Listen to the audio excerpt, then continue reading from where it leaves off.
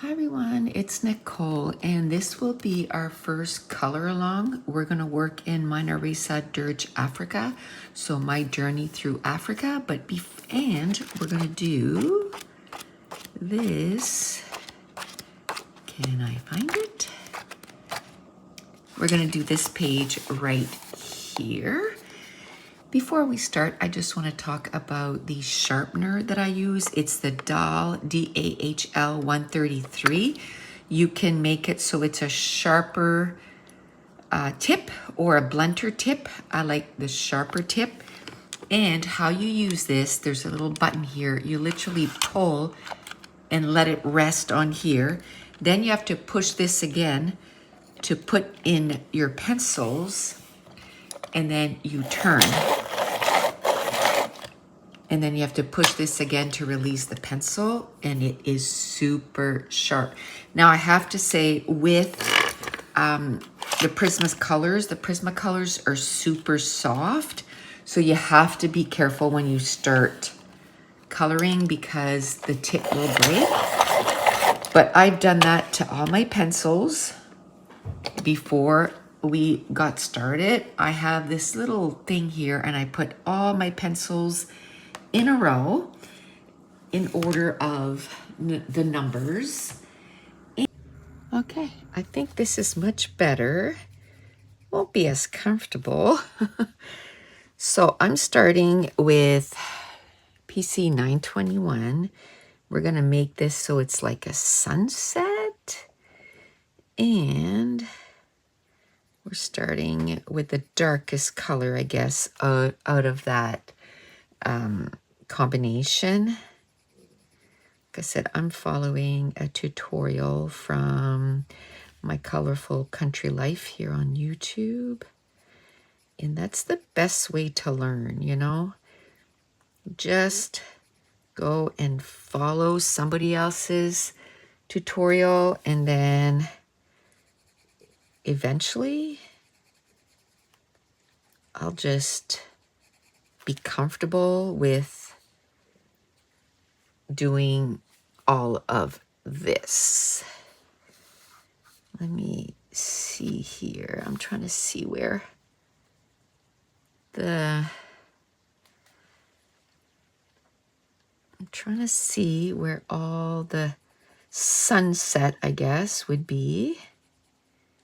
It's hard to do at the beginning because you're like, okay, what is what? Is that animal? Is that sunset? I know down here it is.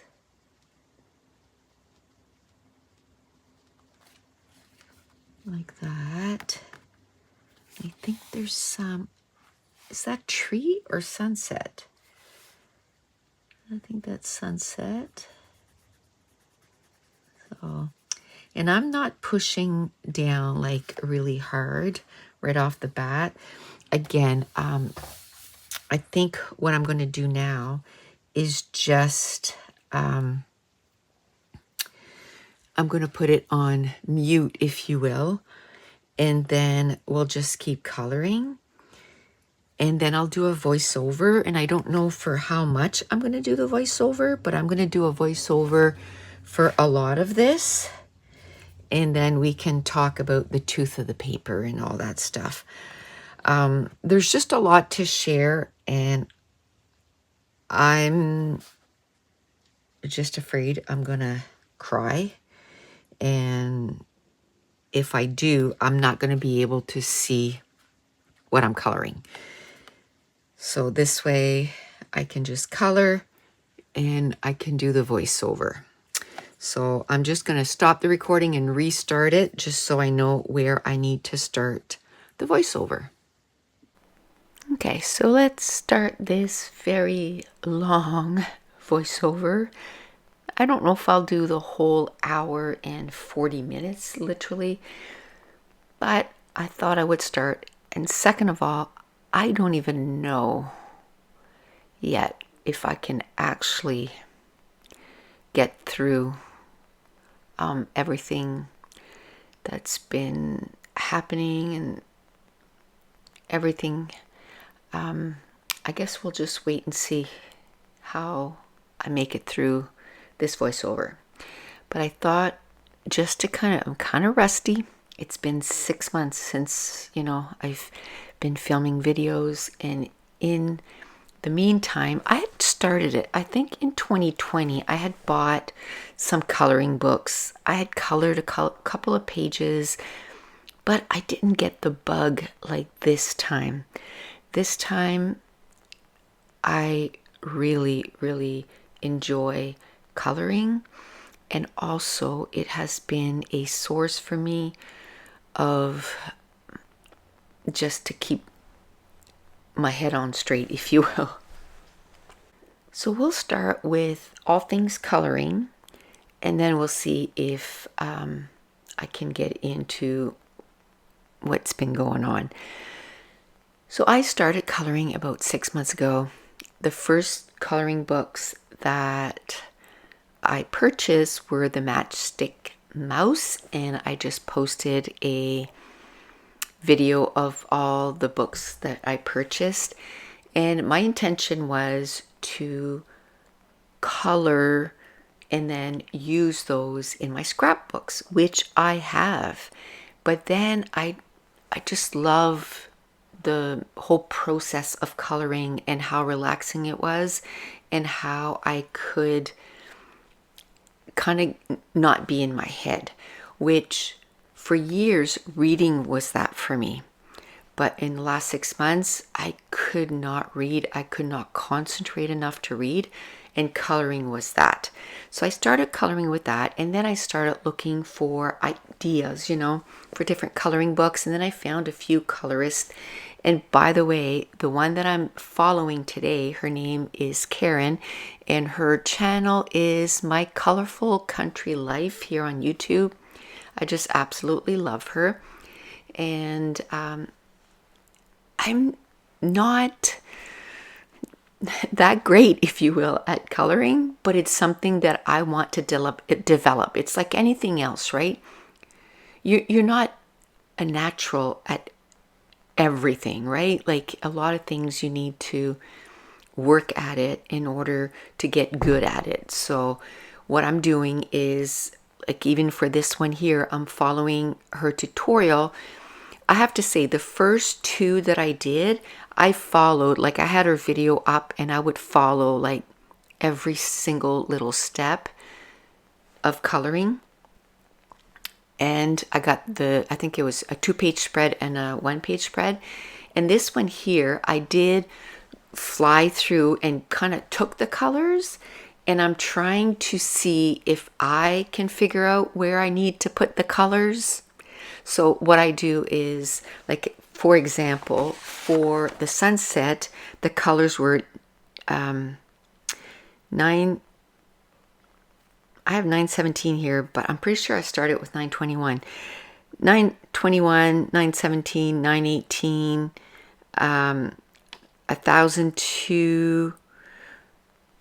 No, that's what it is. 921, 918, 1002, 1003, 917, and 216.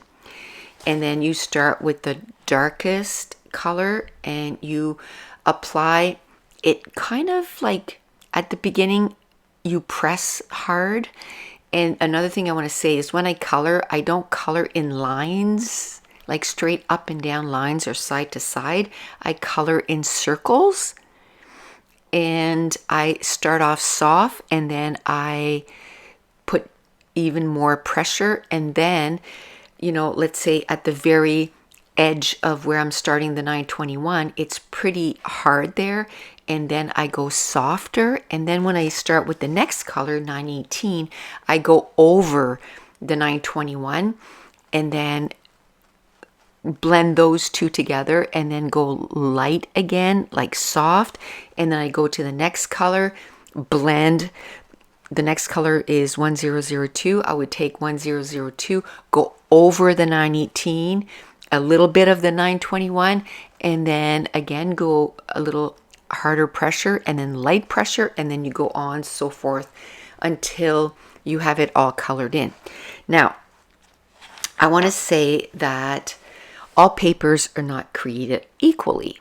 The paper in this book, it's really nice. And when you say a paper has a tooth means that the texture of the paper, so the surface,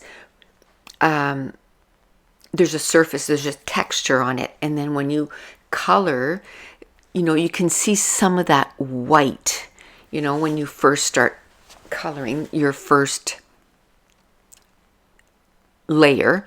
And then the second layer, you color a little bit more. And when you burnish, so when you really push hard, you're flattening the paper and you won't be able to add any more colors on top of it. And one thing that I can say, today I'm using Prismacolors, and one thing that I can say about Prismacolors is, first, they're wax base. And what is so great about wax base is that they are known for their ease of blending and layering. So it's, when I said when I put 921 and then, and I go soft, and then I put 918 over top, and I blend the two together, well, that makes a third color. And so it's great for blending. The only thing is that I find is that the Prismacolor, they are very soft. So I like my pencil to have a nice pointy, like a pointy tip. Well, if you push too hard, it's going to break. While oil pencils are more durable, and they don't have also what you call wax bloom. Like if you put so many layers over top, if you tip your paper, it'll look waxy, and that's what's called wax bloom. And at that point, you cannot add anything else on top of it. Like, it just won't work. Another thing that I like about the wax pencils is that you can actually erase. And you'll see when I started doing the tree, and my first dark color, I went up too high. So what I did was I just erased it a little bit, and then when I put the next color on, it blended maybe a little bit with that other color that was underneath, but there wasn't enough color on there that it made that much of a difference. Now, people that have been coloring for a long time, they go through this process, like, dark, lighter, and up to the lightest one time, and they have like a smooth blend and everything's all perfect. I'm not at that stage yet. So you'll see me a lot of times pick up the previous pencils, and I go back over top because I'm like, ooh, I can still see the tooth. And because I'm writing down the colors that I'm using, I can go back and say, oh, that first color was 921, and I can go back, through it. And then at one point when we do the giraffe, I'm going to have the whole giraffe done. And then I just don't like how certain areas was blended. So I go back with my very first colors and I blend it so that it looks smooth and it looks nice. And that's the great thing about these hobbies. There's not like strict rules, like, yes, there's tips that people can give you to make it easier, or, to have a better chance of success. But if you notice that you messed up, you can go back and kind of fix it. And that's what I like. One thing I would maybe give as a tip is, like, maybe get one of the cheaper coloring books and start coloring with those, or start coloring with those more cutesy ones, so they have bigger areas so you can work on your blending. Or what I did was I found, like I said, my Colorful Country Life, and I've been following her color alongs and doing exactly what she did. And just by repeating what somebody else did, I can say, oh, okay, like, start with the darkest and then go a little softer and then go on top of that and keep going, and, soft, and then the next color go on top of that and blend it together. Another thing I did was she also has these blending sheets, and she gives you like the blue combos that look really good together and the red combos for all different pencils. So the Prismacolors, the Polychromos, the ChromaFlow. She's going to work on Inktense, and she did the Neo Color too. And I printed those sheets, and I printed them on cardstock so that it would have a little bit of a tooth. And I practiced my blending on those. One, it gave me great ideas of color combos that I can use, but also it got me to practice my blending. And I also did the swatches, and I'm still working on swatches, but I did the swatches for a lot of my pencils, and just doing the swatch, you know, and I divide my square in two, and the top of it I do to the point where I burnish, so it's really concentrated, and then the bottom part I just do a light touch, and I'm just figuring what I need to do to have the light touch and what I need to do the burnish. And again, you don't color in a line like up and down or side to side. You color in little circles, and then that way you don't get any of those sharp edges. Like I said, what I love about coloring is that it's so relaxing, but also how portable it is. You know yourself, if you go for an entire, if you're new to my channel, I do quite a bit of scrapbooking. So if you go to a scrapbooking day, you have to pack a lot of stuff. And I think I've minimized it quite a bit, but there's still a lot of stuff to bring. But for this, if we end up, like next summer to go camping, or during Mason's hockey season, if we, go away for a weekend for his hockey, I just pack up a coloring book or two and a set of pencils, and I'm ready to go. I don't even need to bring, the gel pens and the Neo colors and all that stuff. I can just concentrate on coloring the image, and then when I come home, then if I want to do like a background or add some, glitter pens on top of it, I can do that then. But it's literally, I can bring two things, one set of pencil and one coloring book, and I'm ready to go. At this point, I've mainly worked with my Prismacolors. I've used some Neo Color 2s for the background, and that's about it. But I plan on bringing in some watercolor pencils, some soft pastels, some oil pastels. What else? Oh, some dye inks. And I mean, as a scrapbooker, I have so many dye inks, I plan on using some of those for the background. So I love that this hobby here, it's not really kind of all by itself. A lot of the stuff that I've purchased for this, I can transfer it over to my scrapbooking, and my scrapbooking stuff, I can transfer it over to coloring. And I love that about those two hobbies. They are not really that close related, right? Because one is to do with photos and one is to do with coloring, but a lot of the supplies you can intertwine and use them in both hobbies. Okay, so I stopped the recording for 15 minutes just to try to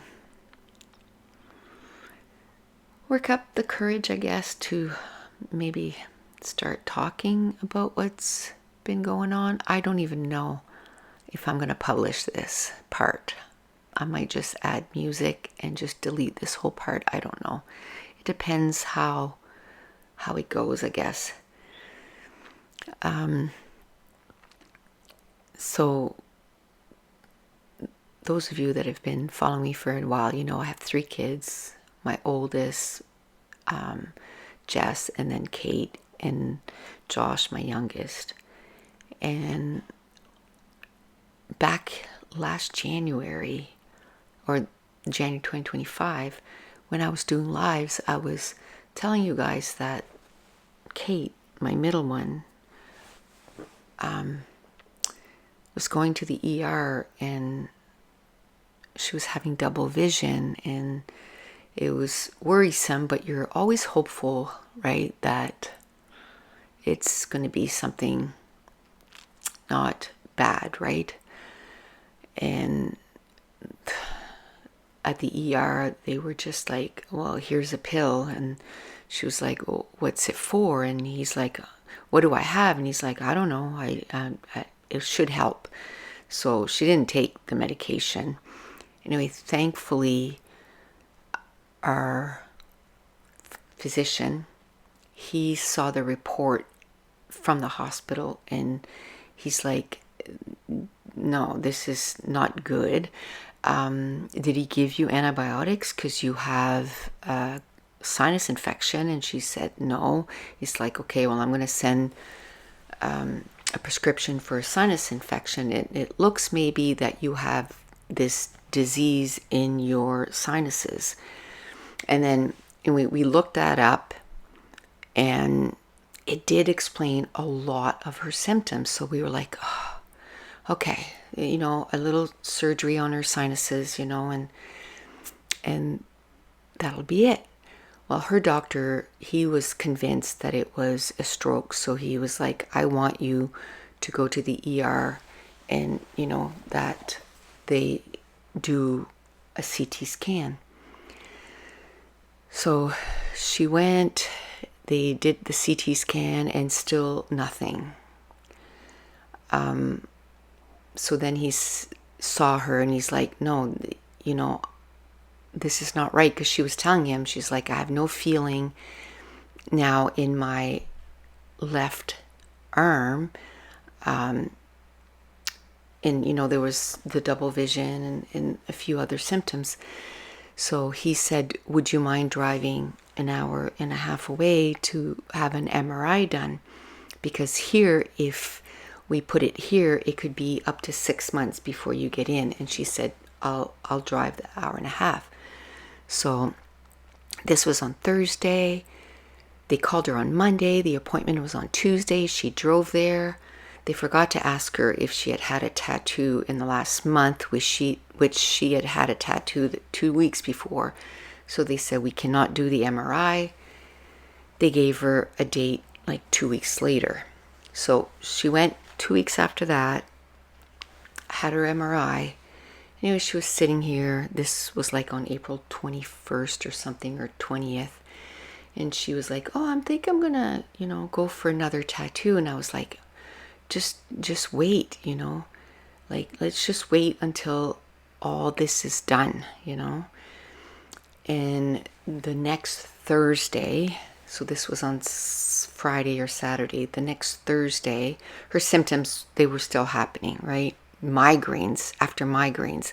She was getting like 22 migraines a month, like debilitating migraines. And so on the 24th, she sent me a text and said, this is what I have. And it is basically it's something that she was born with. It's called Chiari malformation.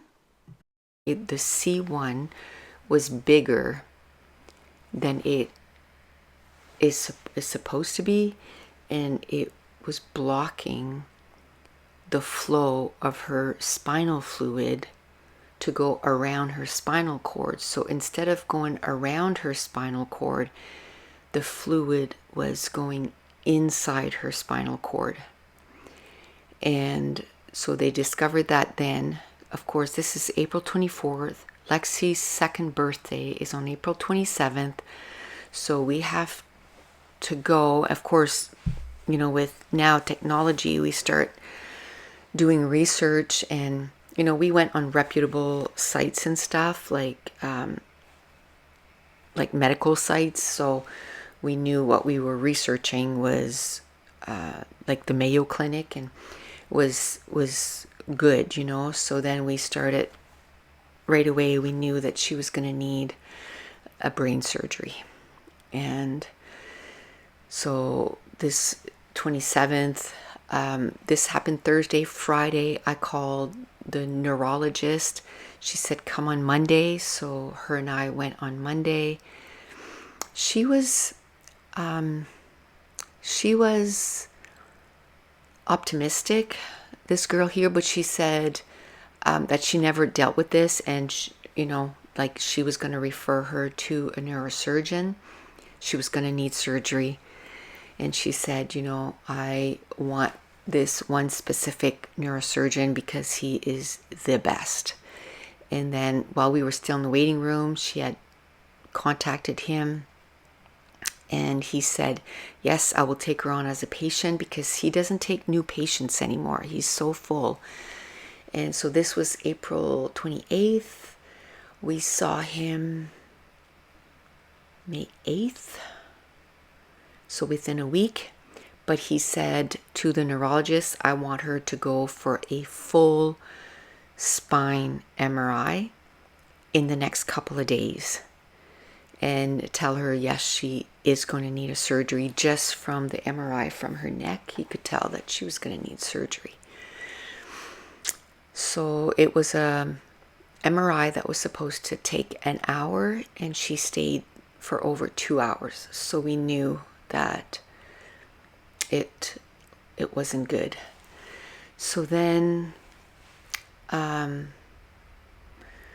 we went to see him. I guess it was later. It was like May 15th. It was May 15th or May 16th. She went for her MRI. In the meantime, they called and said, okay, come on May 15th. Something, I have the dates written down. Everything blurs in together. So when we went to see him, he said the first surgery that I need to do, hopefully just the one, is I'm going to remove your C1, and some of her cerebellum was starting to fall into her spinal, like into her spine, like it was falling. Like, it's hard to explain, but because the spinal fluid wasn't flowing properly, everything wasn't working right. And by this point, like, she was getting migraines like pretty constantly, and her neck at some point started getting really stiff. And he said, if I don't do the surgery, you have, like, I can't even remember the percentage, but it was pretty high that you're going to paralyze. And at this point, it caused what they call syrinx in her spine. And the syrinx was occupying 80% of her spine.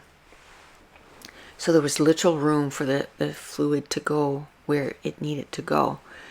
So the reason she was getting headaches and stuff is all that pressure, right? Migraines. So he said, I want to do the surgery. You're an emergency. I put you as an emergency, and because I have a 2.5 or over 2 years wait list. And I want to do your surgery in June, but if I don't do it in June, I'm going to do it in July for sure. And so then it was a waiting game. We didn't know. And she works with children, so I was freaking out that, something would happen and she'd end up paralyzed. I don't even know how I'm doing this without crying. I can tell you, from April 24th, and I remember because it was my birthday, when I said, and my birthday is May 23rd, so it was literally a month. I barely ate. All I did was cry. And at that point, I lost 10 pounds in the first month. And then I went into, okay, you need to snap out of this. You need to get stuff done. So then I started filming videos for my Patreon, because I was like, I can't just stop that. That's my income. That's how, that's my job. So all of May, June, and July, 3 months, I did 5 months of videos. I was working whenever I didn't have Lexi, Thursday, Friday. I was working Thursday, Friday, Saturday, Sundays. I would film constantly. If I wasn't filming, I was editing. If I wasn't editing, I was, a lot of times I come up with my ideas not while I'm scrapbooking, but before. So I sit there and I think, and I'm like, okay, today I'm working with pencil crayons, like, what else could I do? And I kind of start doodling stuff and come up with ideas. So I was coming up with ideas for all the videos that I needed to do. I was because there's twice a month that I do sketches. So I did all my sketches up to November, and I was just, getting stuff done. And then I said, okay, now I have to start in June. I think I did that for a month. And then in June, end of June, I said, okay, he hasn't called her in June, so it's going to be July. And in all that period, I was asking her, like, what kind of meals would you like, that I can make for you for after the surgery. Whenever she was working and Lexi was here, she would end up staying here till her husband was home. So a lot of times it was like till 6:45. So I would have Lexi from like 7 to 7, Monday, Tuesday, Wednesday. And then I did all those videos. And then after that, I did a bunch of meals. I did a lot of meals. Plus I was feeding her, during the week. And then on the weekends too, she would come in the afternoon. So I would get up in the morning and I would film a few videos, and then she would be here in the afternoon and we would help her with Lexi. So then July rolled around and her neck started getting really stiff. So I called the doctor and I spoke to the nurse and I said, like, her headache are getting so worse and her neck is stiff all the time. Like, is there anything else that you can prescribe, like, to help her? Like, anyway, within a week after I called, they called with her appointment, which was relieving. She stopped working on July 4th because it was just too much. Something happened the week before and she couldn't move for 2 or 3 days because her neck and back hurt so much. And I'm like, it's not worth it. It's not worth it. You're going to paralyze. Like, so she went to the doctor and got a note to be put off. And so then, she would drop the baby off here and then she would go home and sleep and she could rest and stuff. So then I started making meals, getting everything ready. I got a bunch of meals done. And I'm sure I'm forgetting stuff. Like, there was so much going on. And then she had her surgery on July 24th. And then we were upstairs and we were waiting and waiting. And then the doctor came and I was doing like the math in my head, they picked her up at this time, but then, good, because it was going to be like a 2-hour surgery. And it was like almost creeping up on 3 hours. And I was like, okay, well, by the time they got her down there and they got her all situated, because she had to be facing down. They had to strap her face down. And then they told her that there was a possibility that she could lose her hearing because of the way the positioning on the table and the surgery and stuff. He said, I've been doing this for, 20 years and we've never seen it happen, but we need to let you know. Anyway, so I was figuring out the math, and I'm like, oh, so he, he should be here anytime. And then he walks in and he said the surgery went really well, and he said it was time.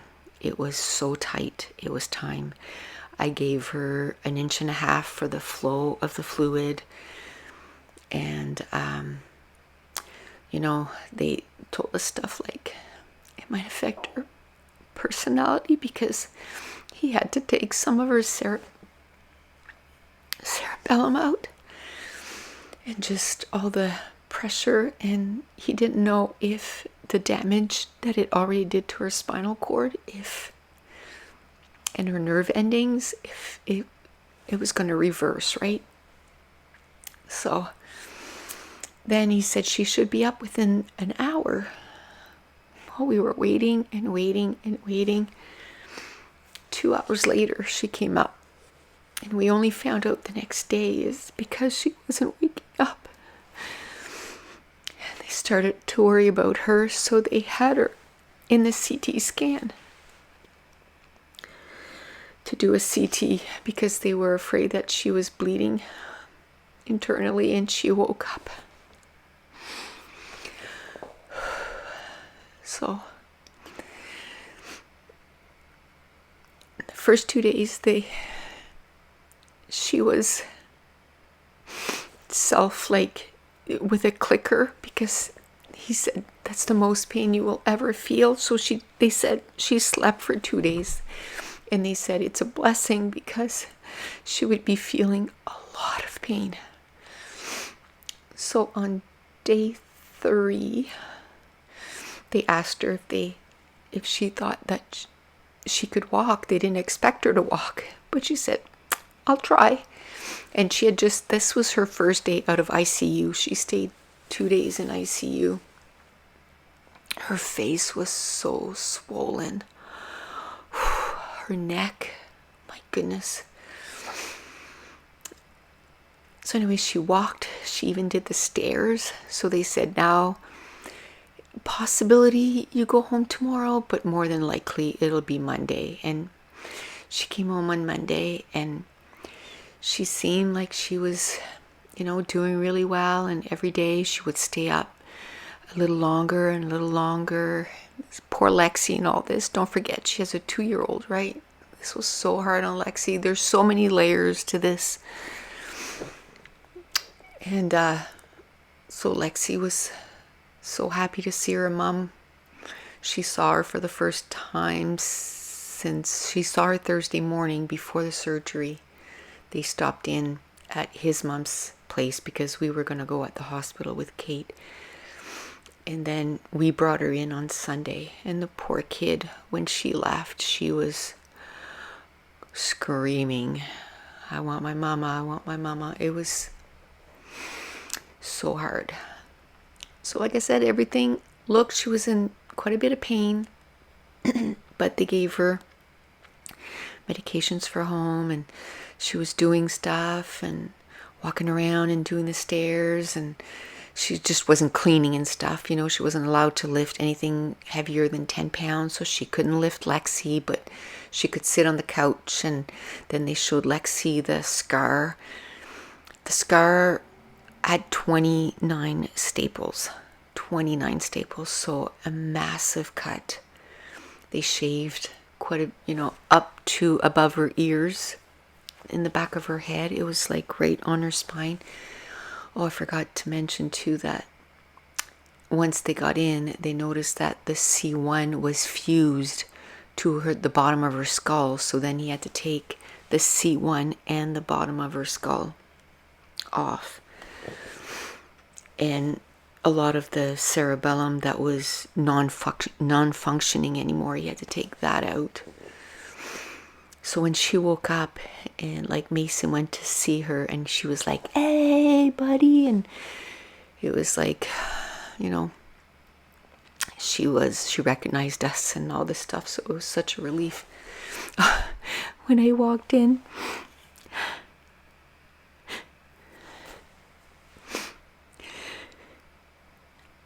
they had given her hair like in a bunch, like in a ponytail, And she said, "Here, Mom, you can scrapbook that."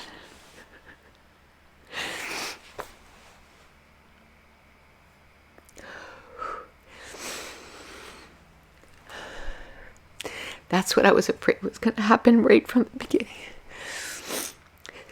So she left the hospital. It was really emotional too, because the girl that was in the room with her got some bad news.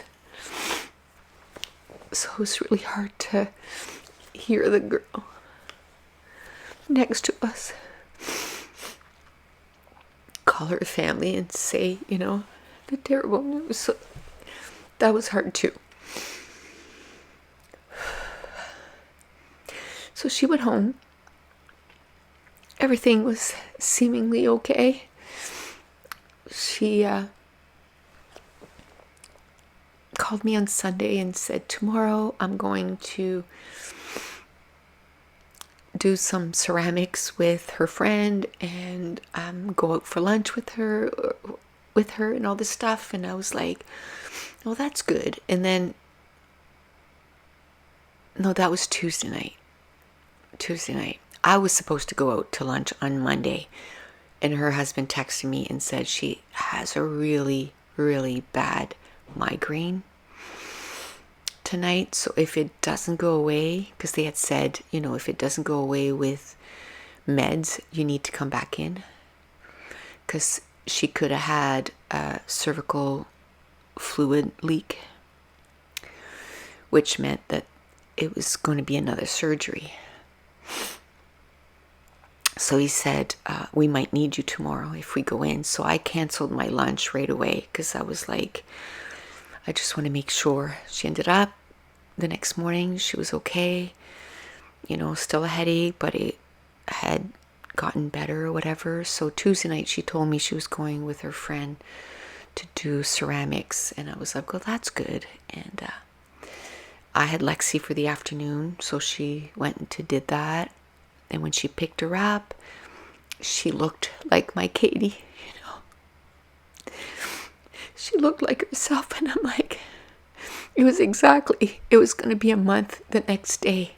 She said, "I still have pain, but I can, manage it." Well, that night, we got a call at 11:30 at night, and it was her husband. And he said, "You have to come and watch Lexi, because we called the ambulance for Kate. She's in a lot of pain, and she can't get in the car." So we went, and we got there before the ambulance left. And she didn't even see us. She was in so much pain. I'm sorry.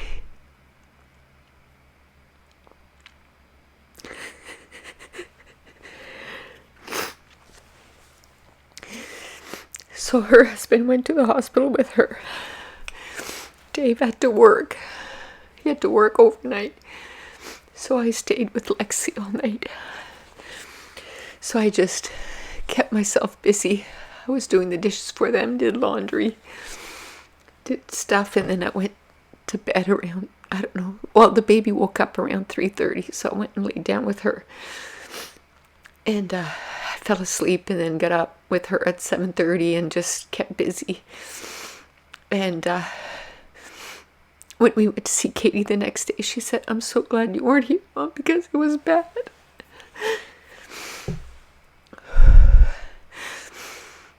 On the way to the hospital, she became unresponsive. And they had to do the sternum rub on her quite a few times. She scared them again in the ER. So they sent her for a CT right away. A CT and a blood test right away. And they gave her pain meds to try to manage the pain, but she was in so much pain. So of course we were watching Lexi, and his mom finished work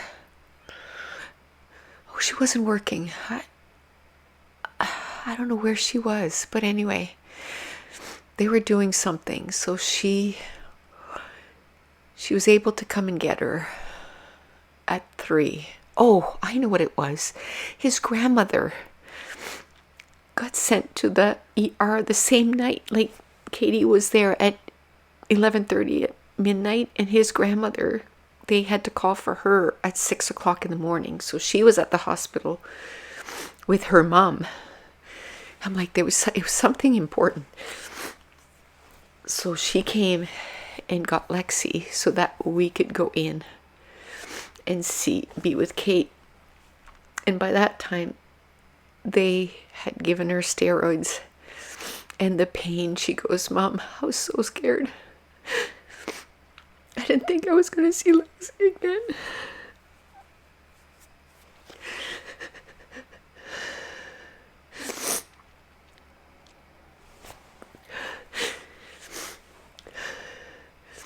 So they did a blood test. And then they said she had an infection. So they stopped the steroids and put her on antibiotics. And by Monday, she was just as worse as what she was on Thursday. And then the doctor came in and he's like, what? They stopped the steroids? No. And she said, well, they said I have an infection. Anyway, long story short, they think that because she was moving around so much, when they cleaned, the injection place to take the blood, maybe it wasn't cleaned properly, because yes, it showed bacteria in the blood. But if she had like a blood infection, because that's what they thought she was getting, septic, the bacteria would have grown, and they kept checking the sample and it was decreasing. So that's how he's like, no, so they put her back on steroids. And after the first dose, she was like, oh, I'm already starting to, it's not gone, it's still like a 9 or 8, but it's not like a 15, so they kept giving her the steroids. So we had Lexi all week. My son came home that week. So Dave had taken the week off, which was good, because then he was watching Lexi. I was going to the hospital. Her husband got a cold, so then he couldn't go at the hospital. So I told him to stay home. We were going to take care of Lexi because we didn't want Lexi to get a cold. And then just, keep giving it back and forth. And then we didn't want Katie to get sick on top of it, So I was going to the hospital and I was getting up early, and, I didn't make too much stuff for Josh to be here, but I made a spaghetti sauce and we ended up making a couple more things. And then, I don't know, they had her on liquid diet, because the first day she got there, she was throwing up, but she had stopped because of the pain, and they were just giving her like broth, and she was starving, and she was like no longer throwing up. So when I asked the nurse, she goes, I have no idea, but it still took 2 days for the menu to change. So anyway, I was stopping and getting her food and getting her, she needed razors and she needed deodorant and that kind of stuff. And I was washing her clothes, like her PJs, because she wanted to be in her own PJs, and I would bring them in and just things like that, And then when I was there, I would just bring my iPad, my coloring book. That's where the coloring came in. And I would just sit there and she would try to sleep. And I said, you don't have to talk. I know you're in a lot of pain. So she ended up being in the hospital longer for her relapse, if you will, than the actual surgery. So finally, I said, you have to say to the doctor, like, we don't know what's going on. Like, you need to tell us what's happening. So he said that she was reacting to the patch that they put in her head Well, with all the medical shows and, like if you get like a kidney transplant or a heart transplant or a lung transplant, the word that they use is rejecting, right? So they heard rejecting instead of reacting. So then it sent us on another, like, I was like, oh my gosh, if they need to take that out, like, what's the next? Like, what can they do? So I started researching, and, they can take your muscles and all that. But anyway, they said she was going to leave the hospital on Thursday. So I called the hospital the night before, and I was there like hours and hours and never saw the doctor.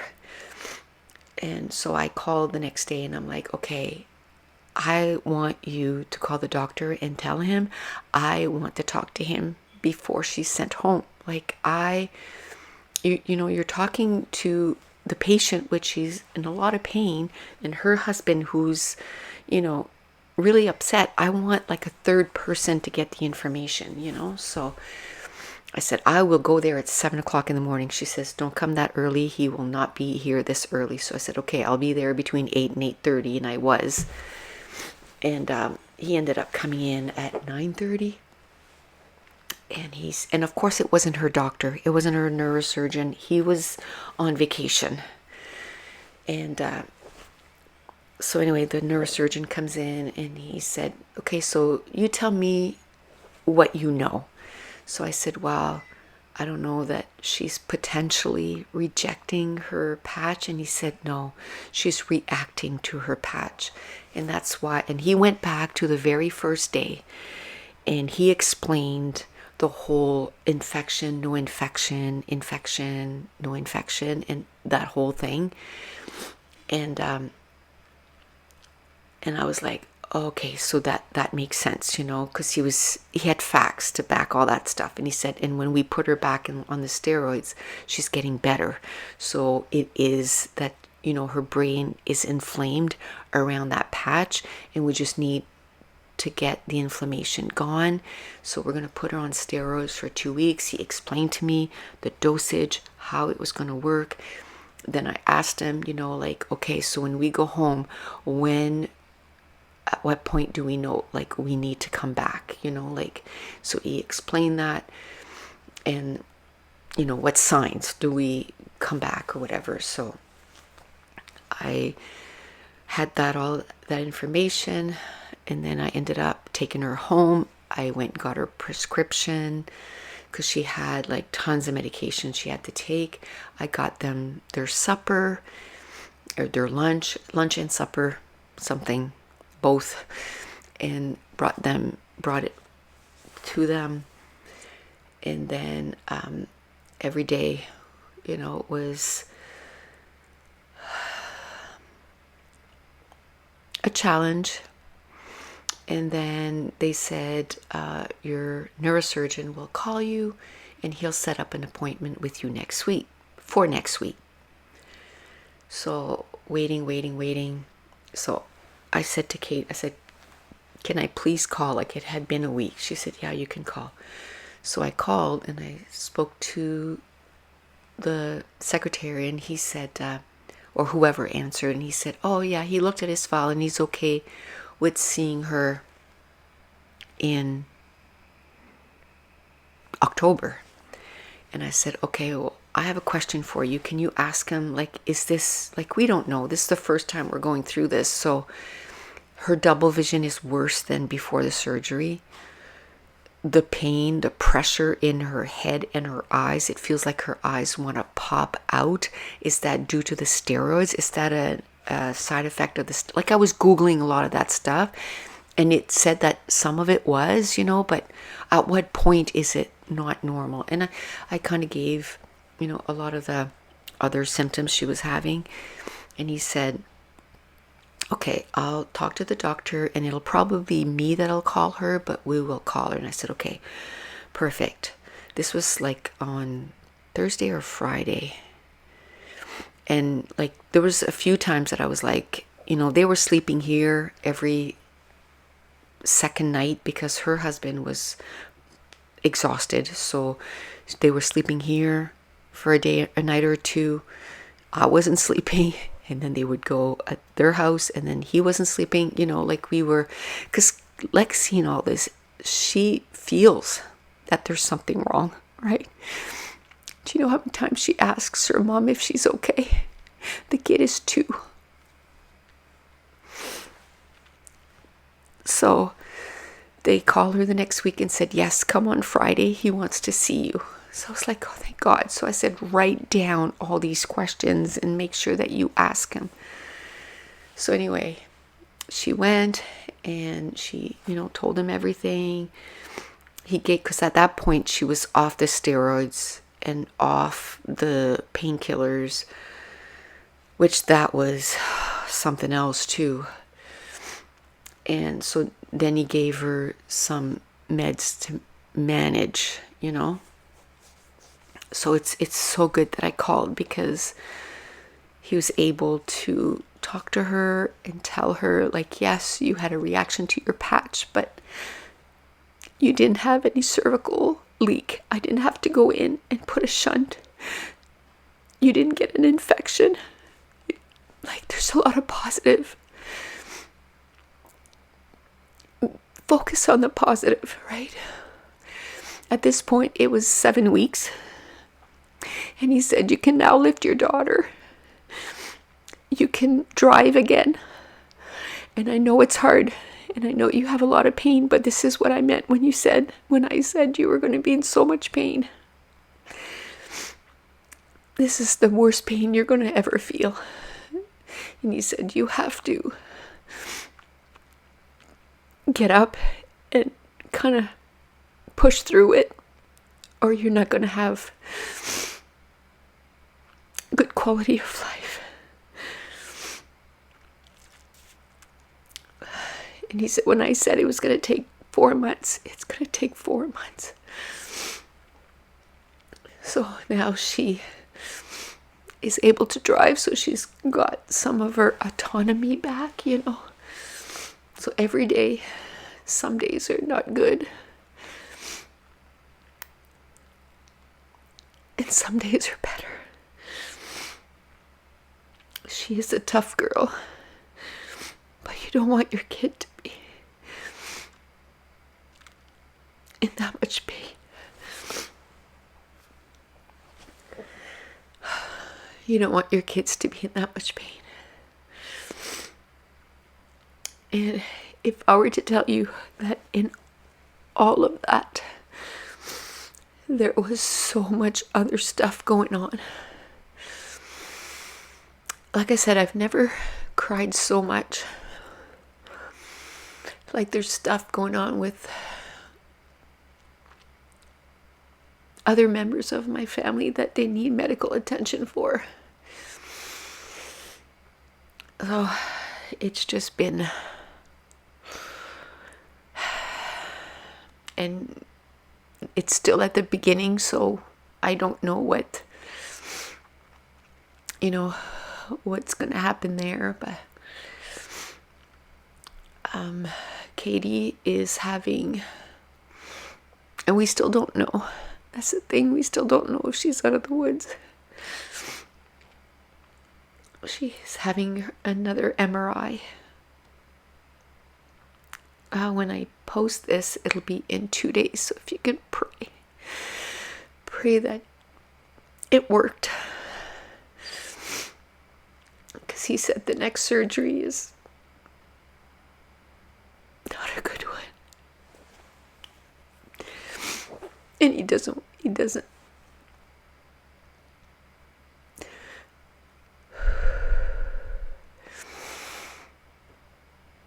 The chances of a good result is not good.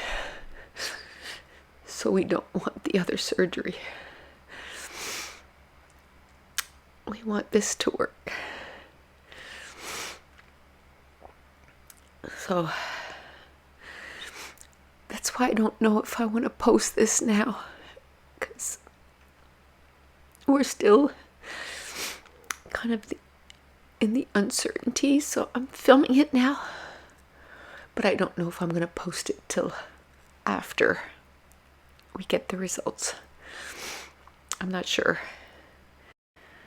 Okay, had to stop the video for a little bit because it's a little overwhelming. So that is one of the main reasons why I couldn't scrapbook, because when I looked at pictures, I would just cry and cry and cry. Now, when she was here, I would keep my cool, you know what I mean? Because I didn't want to frighten her, by me losing my crap all the time.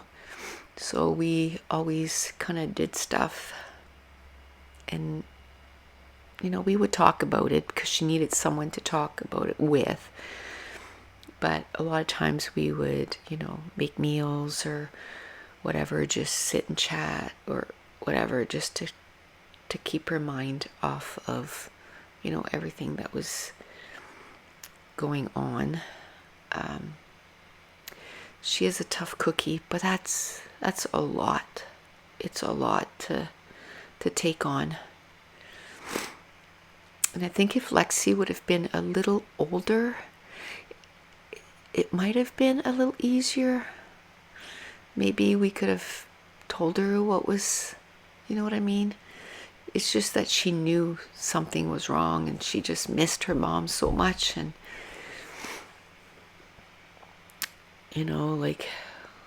like even bringing her in the hospital, like she knew the hospital. She knew when she she was getting close to her mom's hospital room because she was like excited, to get to the room. So they're young, but they sure get, a lot of what is going on. Like I said, she kept asking if she was okay.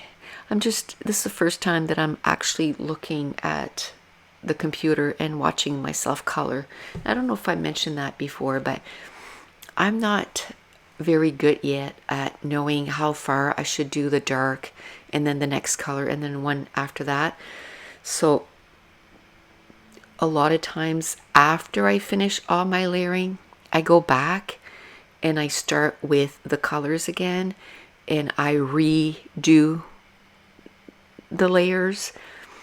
And then I usually like the way what I do, or I redo the blending, because a lot of times I'll look and I'm not really liking the blending.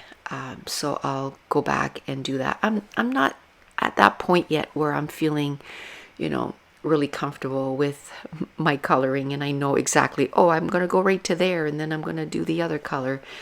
But that it doesn't matter, right? As long as you are enjoying the process and you love the page at the end of the day, that's all that matters. And really at this point, this is really therapeutic for me. Like I said, where reading was that for me before, it's not that anymore. I've started reading, I think it's again last week. I read a book last week, and this week I read maybe 200 pages of another book. And even then I have to do it with an audiobook and read and follow along that way. I'm not able to just read a book quite yet. I've watched a lot of TV. Through Prime. Over the summer, I've subscribed to AMC and watched a bunch of those just for a couple months. They had 2 months for 99 cents. We did that and then watched everything we could for 2 months. And then we did City TV and we watched all our shows because, we only have internet now. We don't have cable because it's to me, it didn't warrant an extra $200 a month. It's that's just crazy. We don't watch that much TV, and when we do, we watch it on Prime, we watch it on Netflix, Crave, and that's all stuff Crave. We get it because it's through our cell phone. We get it for free. We get Disney Plus. I get the stuff with the commercials because then it's cheaper. I got the cheapest Netflix and Prime. Well, I have Amazon Prime, so we get Prime, and then through Prime I'll get like I said, I got AMC, I got CDTV, And then we got Apple TV for half price. We have Apple TV right now, actually, half price. So we watched a whole bunch on that. Then we got Stack TV for a couple months, half price. And we're just kind of rotating, and we're just watching a lot of shows. Prime does a lot of good shows, and Netflix does a lot of good shows, and Crave does a lot of good shows. Apple TV does a lot of good shows. So at this point, I'm just watching a lot of TV, and I'm trying to get back to reading. I am not going to hit my goal this year. I might bring it down because, with the circumstances, it's understandable that I, didn't read that much this year. I might bring it down to, I don't know, maybe 30, because I'm at 22. So maybe I'll be able to read 7 or 8 books by the end of the year or whatever. But, if you're going through something really stressful, just try to find something that you can kind of lean into, and for me, it was definitely coloring was it. And, I did a lot of scrapbook page for Patreon, but I'd say 99% of them didn't have pictures. So now I have to go back and add the pictures, and that is a-okay. That's all I could do. And because I was like, that's my work, and I still have to work, and I'm going to do it, I was able to do it. And I shared everything with my patrons, about everything that was going on, and I was giving them updates and that stuff. It's a smaller group, so it just felt more manageable. So, and plus I had like someone to talk to, right? And my friend that I worked with at 911, she was a huge, I called her or texted her, and she's like, I'm on my way. Like that same day she came in the afternoon. I'm pretty sure it was the same day or the next day. I think it was the same day. And I just cried for like a long time.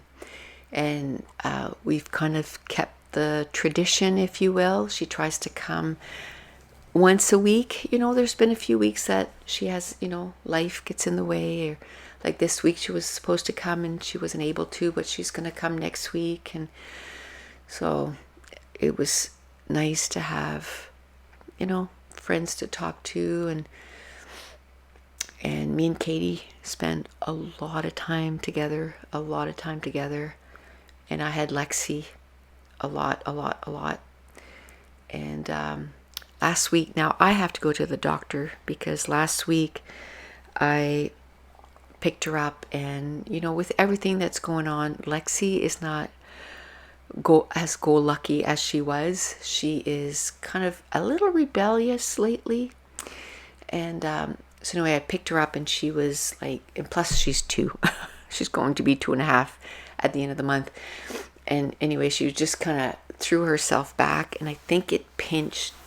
I didn't want to drop her, so I kind of, it kind of threw my back, and I think I pinched a nerve in my shoulder because my thumb and my index finger, I have like pins and needle sensation in both my index finger and my thumb, and my arm hurts. And when I like stretch, it really goes prickly, you know what I mean? Like pins and needles. And it's been 10 days and it's not going away. So I've been trying to like stretch it and, do exercises. But I have a massage on the 23rd, but that's like 11 days away. I've been taking ibuprofen to try to, I figure like maybe it's inflamed. It's not working. So I think I am going to call the doctor next week and see if she needs to prescribe like other anti-inflammatories that maybe are a little stronger than Advil, and try to get that taken care of. The day that we found out everything that was going. We had gone to the doctor because every year I have to do tests, because when I was 25, I had cancer. I had Hodgkin's disease. So every year I have to do blood tests. I have to do a chest x-ray, and I have to do an ECG, and I have to have a mammogram and my pap and all this stuff, right? So on April 24th, we had gone to the doctor, and I was going to call that afternoon to set up all the appointments. And then April 24th is when we found out what Katie had. So I just put that to the side, and it was like, we'll get to it when we get to it. When we got the date of her surgery, I said, well, how about if we go get her blood tests while we're there? We can, because you have to get a time. And I'm like, we're going to be in the hospital anyway. At least we can get the blood test done. So this was not the day of her surgery. It was the next day. We got her blood test done. And then while I had the sheets out, I did the appointment for my ECG and my chest x-ray. This was in July, and the tests were in September. Then I did the pap. I got right away. It was the beginning of May, because when I was there on the 24th, they booked it, and I'm like, well, I'm going to go, like it's already booked. I'm going to go. So I did that. And then my mammogram was October 9th.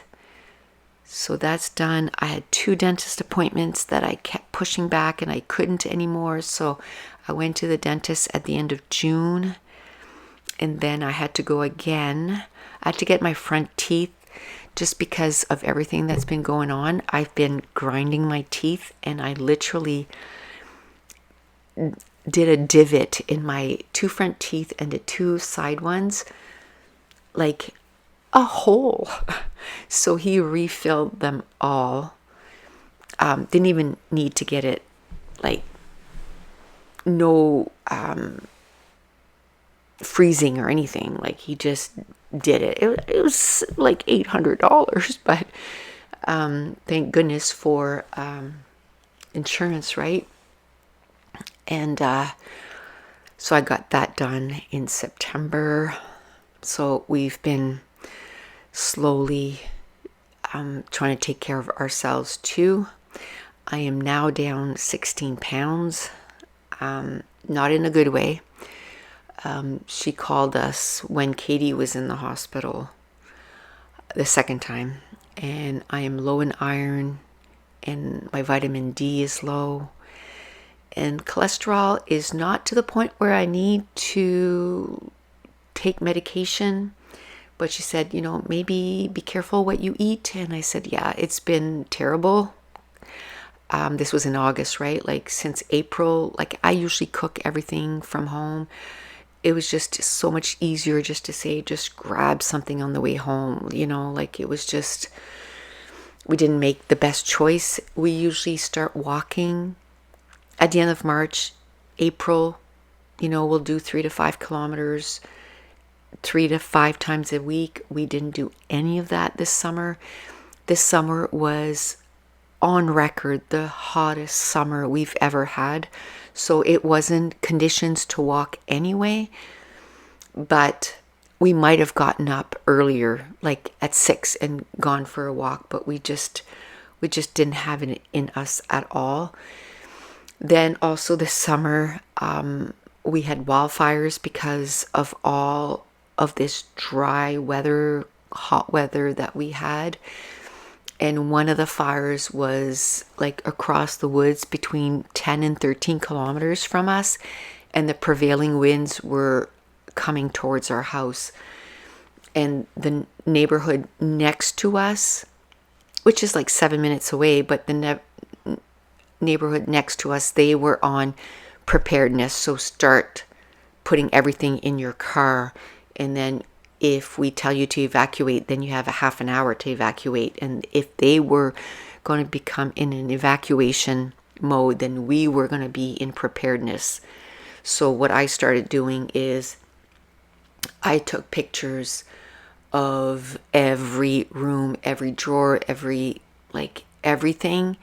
And then I started making a list of everything that we couldn't do without. Do you know what I mean? Like, and the first thing Dave said, you know, all the albums and like the scrapbook albums and all the pictures, because I have quite a few pictures that are in like shoe boxes, you know, those shoe boxes I have.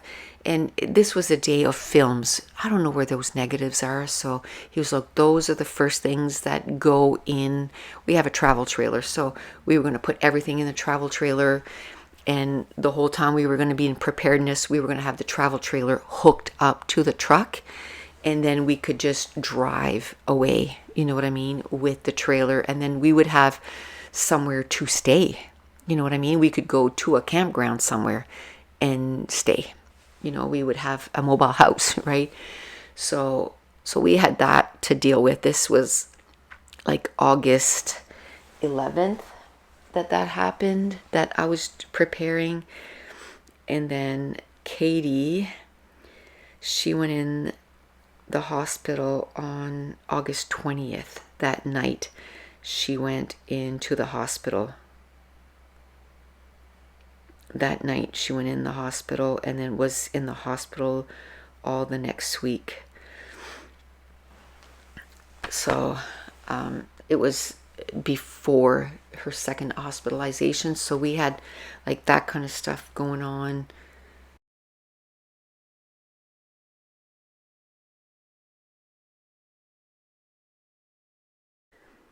Plus, like there's just stuff going on everywhere. Like something happened to Mason and it messed up his tryouts for hockey. So he was devastated by that.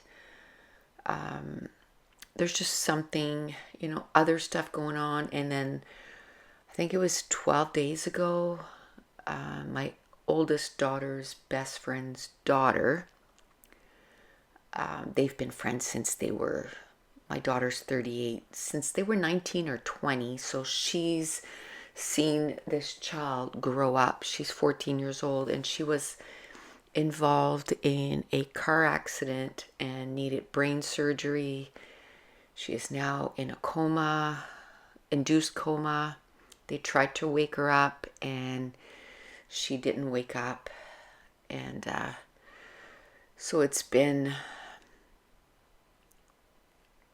just been one thing after another. So if you could pray for my family, like I said, there's other stuff going on too, like something else with another one of my kids is going on. Getting a procedure done tomorrow. And there's my mom, and now my health issue. I'm hoping it's a pinched nerve, but I don't know. It's been pretty stressful. When the doctor called to tell me my test results from my blood work, and she said, you know, your iron is low, you're not anemic. Has that ever happened before? And I said, oh my goodness, like when I worked, I was anemic for, 12, 15 years, and I had to have an ablation done and all this stuff. She goes, well, you're not anemic, so just, try to take iron and vitamin D. Your vitamin D's low. I said, yeah, it's because we haven't done anything all summer. And she said, even if you don't want to do anything right now, that's okay. Like, it's not at a point of that it's really bad. And to tell you the truth, I think about it maybe once every 3 days. I need to put it by my bedside so that maybe I can take it at nighttime with my nighttime medication, and then I'll remember to take it. It's just with everything going on, as a mom, you put yourself last. Even that first month, I was forcing down like bites of food once a day. I would fight down like a couple of bites every day, and that's all I could stomach. And I was like, I can't, like I'm gonna be sick. So that lasted for a month, and then I don't know, had a talk with myself and said, okay, she needs you.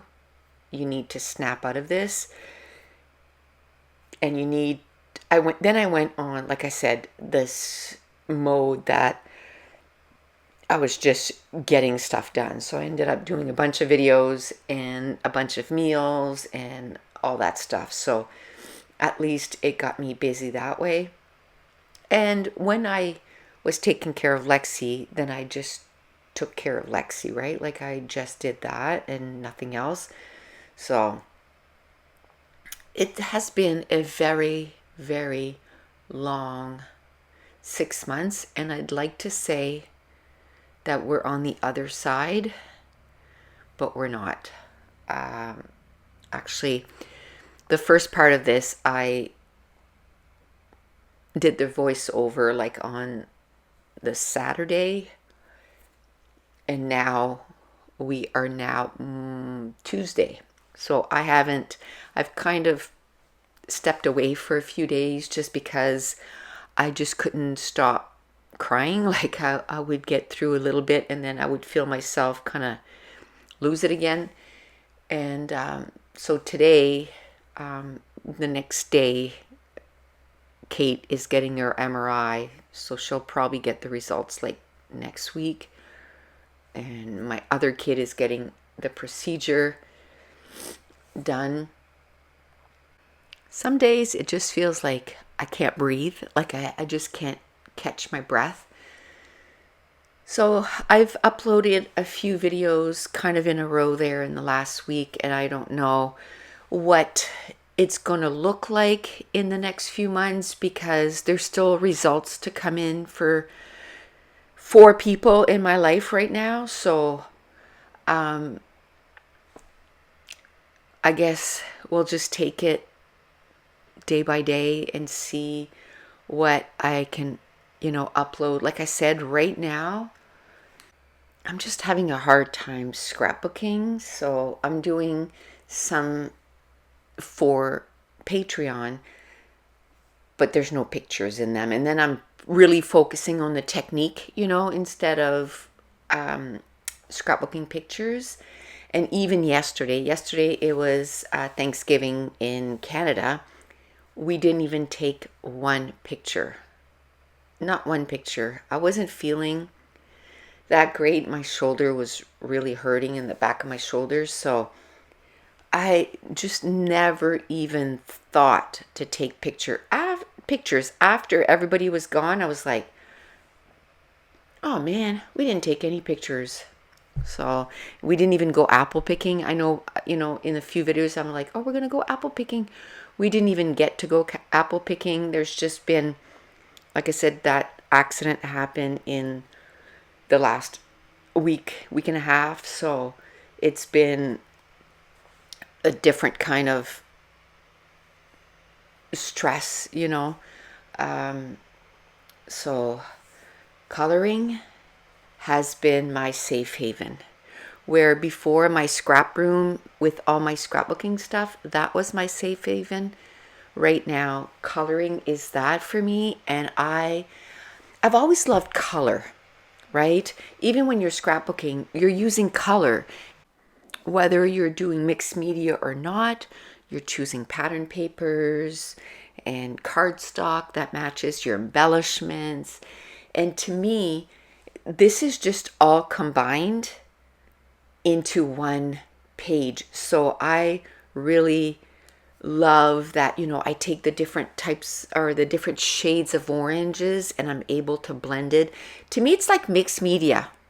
And I love doing mixed media on my scrapbook layouts, but without all the mess, right? I mean, you can still get messy if you start adding, like right now, I'm just using my Prismacolors as the base, and I've used Neocolor for the background, but you can actually use watercolor pencils and use that as the base, and then you put your crayons over top. And what that does, it just saves a lot on your crayons because I have to put a lot of layers in order to get the color going.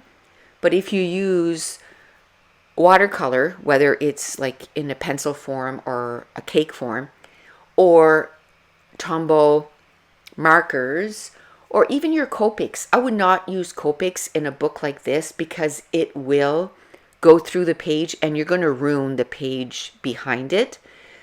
But even if, let's say if I was using Neocolor on this page, which is a wet medium or watercolor, I would still put something in behind my paper because it could leak onto the other side and ruin more than one page.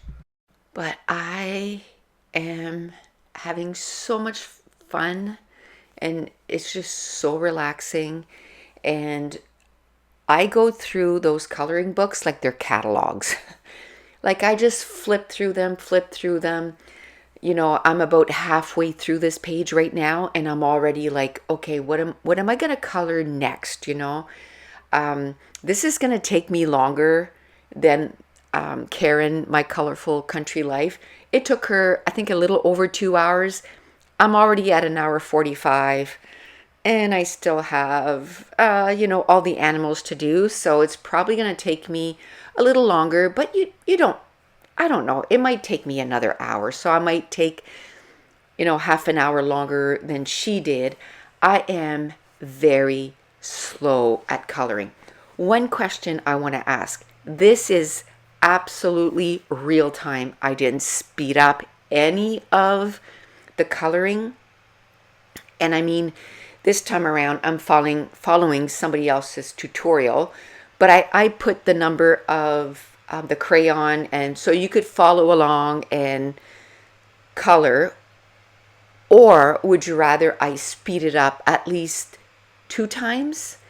And then this is how I do a color along, okay? Let's say, the grass. I go through the whole thing and I write down all the colors that she used. Then I'll go to that first color. Let's say the first color was 908. I go to the very end of when she's done the with the pencil 908. Then I can see where she put that crayon all over the layout or the page. I'm so used to saying layout. All over the coloring page. And then I go and I do it. And then I go to the next pencil and I go right at the very end and then I do that. Now, this time around, what I did was I went through the whole tutorial. I wrote down all the colors. I took them all out and I'm not looking. I'm just doing what I think I need to do. Like for the grass, I was looking at the zebras and going, okay, well, there's a zebra standing there, so there would be like his shadow would be right here and right here. And then, like I said, I'm not very good at this yet. So once I had all the colors in, I was like, oh man, like I need a little bit more shadow here and a little bit more shadow there. And the people that I watch, they go through the page once and, well, not that they show anyway. They don't show going back and kind of fixing their stuff, like even like with the trees and stuff. I went again and I added a little bit more of the darker color because I didn't like how little of the darker color there was. Same thing with the giraffe. As soon as I finished the whole giraffe, I went ahead and I just went and, I'm going to add a little bit more color here of that first color. And that's the great thing about writing it down. And I just ordered a journal, a grid journal. And I am going to write down the page that I'm doing. I'm going to take a little square and I'm going to color it. And then I'll do like, tree top and then write down all the colors and then grass and then put a little sample of the colors, all the colors, and then write down all the colors so that when I come to do the voiceovers or if, I look at a page and I'm like, I really like that combo, I can do that combo again. Now, I'd like to get another dot journal where I could, once I get better at this and better at, choosing my own colors. And you know what? It's like everything else. When you start a new craft or like even a job, at first you're a little, but the more that you do it, the more that you push yourself, the more that you try, you're just going to get better and better. And it's the same with scrapbooking, like I always did new techniques because then you just kind of stretch your abilities. And then yeah, the first time I did it, it sucked. But then the more I do it, the better that I get at it. Now I have to say, a lot of these coloring videos are going to be this long, 2 hours, 3 hours. And I'm not going to do a voiceover every time that is going to be that long. What I might do is, talk at the beginning, start coloring maybe halfway through. If I see that there's something like, oh yeah, I want to talk about, the neo colors, or I want to talk about the polychromos or the chromoflow, and just talk about the different pencils, or maybe if I try a new technique or whatever, I'll do a little bit of talking for that. But I'm not going to do 2 hours of chitty chatty videos.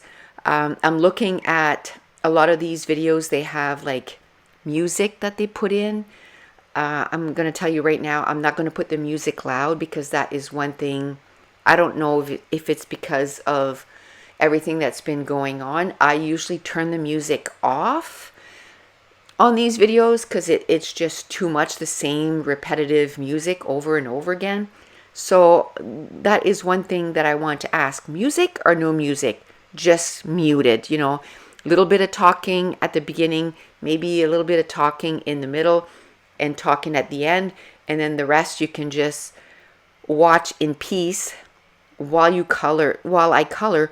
Or you can put an audiobook on, or you can, do something else instead of hearing the same music playing over and over again. Plus, I was looking at music for YouTube videos, and it's like $300 a year to have the rights to the music. And it's like, let me just, pay $25 per one song. And then, if you can gradually get a few of them and then just switch them in between your videos. Like, it's not, to me, it's not that important, like to spend $300 on music so I can have a filler, to me, it's just quiet. I've always liked quiet. And I think more so since I worked at 911, because the whole time you were there, all you heard was ding, rings, bings, and loud noise. Like people, you can imagine like 20 people just talking all at once. People on the phone, people on the radio. You heard the medics over the radio, the managers. It was just complete chaos all the time. It felt like chaos. I mean, we kind of were trained to kind of not block out, because then if someone said your name, you had to be able to hear them.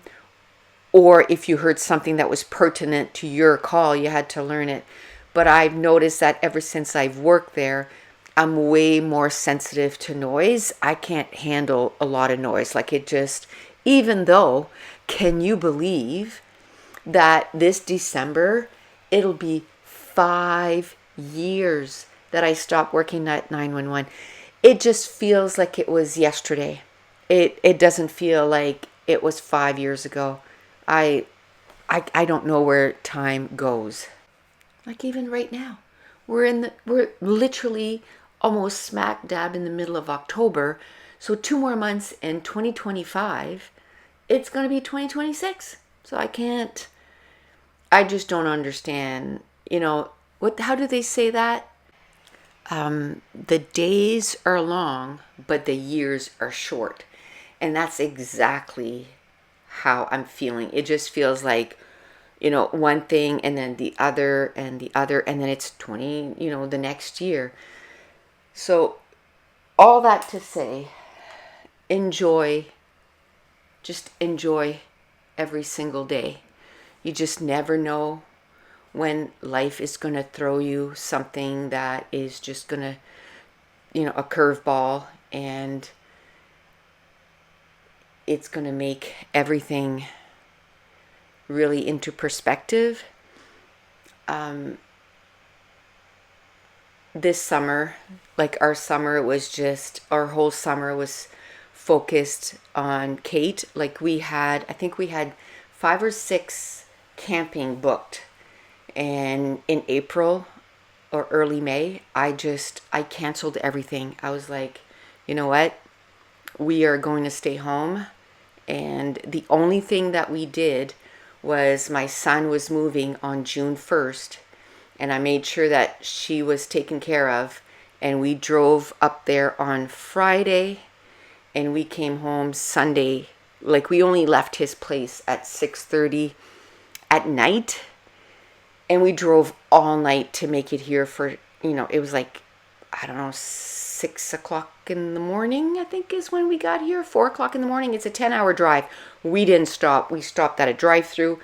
We got food. We got coffee. We didn't even have to stop for gas because our truck can go from his house to our house without stopping for gas. We stopped to use the bathroom once, I think, and that was it, because we needed to be here on that Monday to help Kate with Lexi. So we just drove all the way through, and I told her to wake us up, and she woke us up. I think it was like 12 or something, and then she came over. But that was the only thing that we did. We went and helped him move, and all that to say, whatever you can do today, don't put it off till tomorrow. Do fun things. Life is not all about work and no play. I don't think any of us would say, if something happened, that we would say, oh, I wish I spent more time at work. I totally get we all have to work, and we all have to, make a living, but it shouldn't be your whole life, right? You should have a balance and make sure that you do fun stuff too. And I think that's the hard thing to do. It's to find that balance.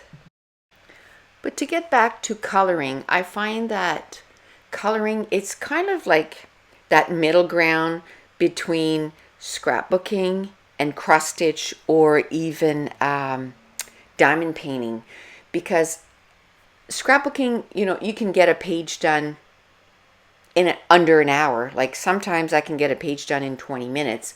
Cross stitching, it takes months and months and months to get a cross stitch done. Diamond painting, if you diamond paint like me, yeah, it's going to take years to get one done because I don't put enough time into it. But this coloring is, anywhere from 2-3 hours to you can spend 12 hours or a couple of weeks, maybe a couple of hours every night coloring. For example, a Kirby Roseanne's double page spread might take a couple of weeks or maybe even a month if there's a lot of very little details, and you're only putting an hour or two a night. But it's still something that's not going to take months and months and months to get completed. And little pages like this from Rita Berman, like, those are little snack bites, right? I probably have another hour and a half, and I'm going to have this page done. So you can have books that, maybe take you a little longer. Like, if you saw my page in the Joanna Basford, The Rooms of Wonder, and I'm working on the page with the fish tanks. I've worked on that probably since the middle of September, but I don't work on it every day. And when I do work on it, I put like an hour, and it's just supposed to be relaxing. So I'm doing it kind of in between stuff, and I'm just having a blast, and I'm loving the page. I probably only have an hour or two left on that one too, and that'll be a couple more done. But I decided I didn't think I was going to have 2 whips going on at the same time, 2 works in progress, because I like to finish stuff. When I start something, I like to finish it. So I was like, oh, should I finish Rooms of Wonder before I start one that I'm coloring for YouTube? And I'm like, no, I'll probably always have 2 of them going on at the same time. one that I'm going to be filming and one that I'm going to be coloring by myself. So you might as well start right away and just do that one whenever you're ready to film, and work on Rooms of Wonder when you're just sitting down and watching, TV or something. I'm just watching myself coloring, and I'm coloring my favorite part of this coloring page, and it's the giraffe. That is my favorite animal. And I remember when I was younger, people would tease me and say it's because it reminded me of myself, because I'm not tall, but I'm fairly tall, and I'm like all legs.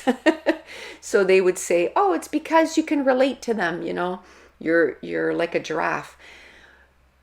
Now, this is what I'm talking about, that I go back. So at this point, I have it all done. Now I'm like, I think I want more of that darker color, a little bit more here and a little bit more there. And I'm going to put a little bit more of the lighter color and do the highlights. And don't forget too, this is pencil crayons. You can erase, not that you can erase it right down back to the paper, but you can erase enough that you can kind of sort of start over.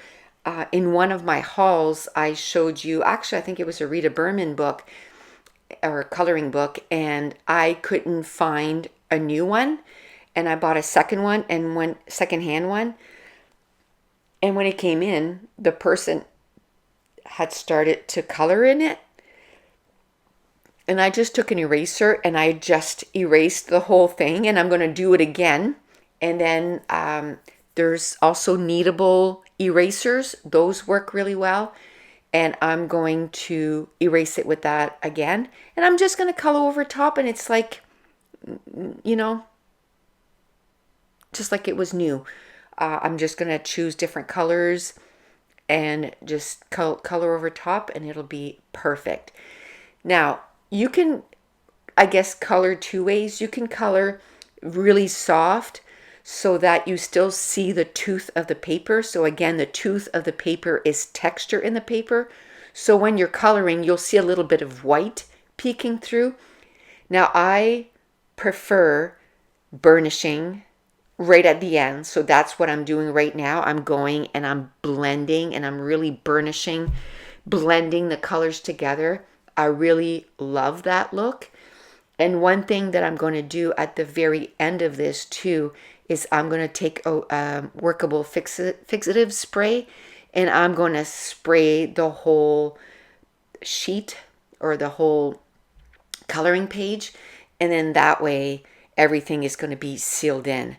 And I'm looking at the time right now, and I cannot believe that I talked for an hour and 43 minutes and 7 seconds, but it is coming to the end here. So I just want to say I'm sorry if this was really long, but it was a really long update to give. And if you could pray for my family, for Kate.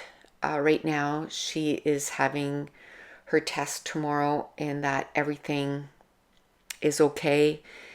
And I just want to thank you for taking time and listening to what has been happening in our lives. And I want to thank you so much for watching. Bye.